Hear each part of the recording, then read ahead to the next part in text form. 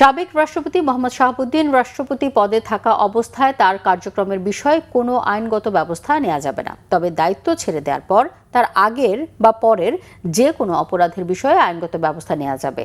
আইনে কোনো বাধা নেই বলে জানিয়েছেন তথ্য ও সম্প্রচার উপদেষ্টা ডক্টর জাহিদুর রহমান। সরকারি চাকরি আইনের বিধি অনুযায়ী ৩২ ডিসিকে তাদের চাকরির বয়স ২৫ বছর হওয়ায় অবসরে পাঠানো হয়েছে বলেও জানান তিনি। মুহিবের রিপোর্টে বিস্তারিত। সচিবালয়ে সমসাময়িক বিষয় নিয়ে ব্রিফিং করেন প্রধানমন্ত্রীর তথ্য ও সম্প্রচার বিষয়ক উপদেষ্টা ডাক্তার জাহিদুর রহমান।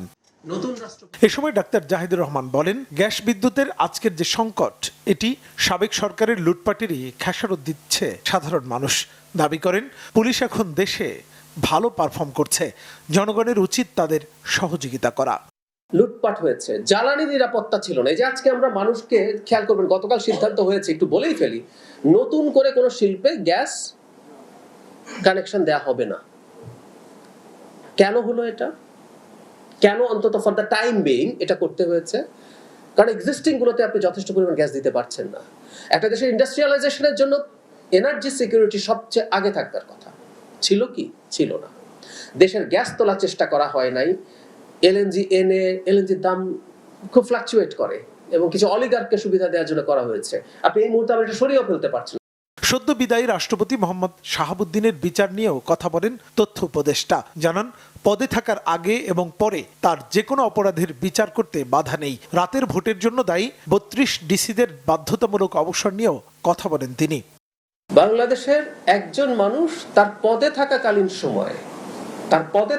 সময়ে কোনো লিগ্যাল ইস্যু ফেস করবেন না।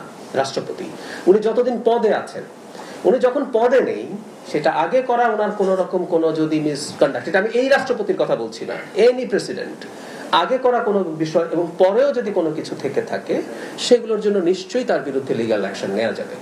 তার যে আইনি সুরক্ষা আছে সেটা তিনি, যেমন ধরুন আপনি প্রধানমন্ত্রী বা যে কোনো মন্ত্রীর বিরুদ্ধে কিন্তু আপনি মামলা করতে পারেন তিনি দায়িত্বে থাকা অবস্থায়, কিন্তু রাষ্ট্রপতি যতদিন দায়িত্বে আছেন তার বিরুদ্ধে আপনি কোনো লিগ্যাল প্রসিডিওর শুরু করতে পারবেন না। কিন্তু যখন তিনি রাষ্ট্রপতি নেই, তখন এটা করা যাবে। সেই বিভ্রান্তিটা কারো মধ্যে ছিল, এটা আশা করি কেটে যাবে। শাপলা চত্বরে যে ডিজাস্টার ঘটেছে, নিশ্চিতভাবে এই সরকারের সময় তার বিচার হবে বলে আশ্বস্ত করেন তথ্য উপদেষ্টা। আমি আবারও বলছি, মুহিবুল্লাহ মুহিব, বাংলা ভিশন, ঢাকা।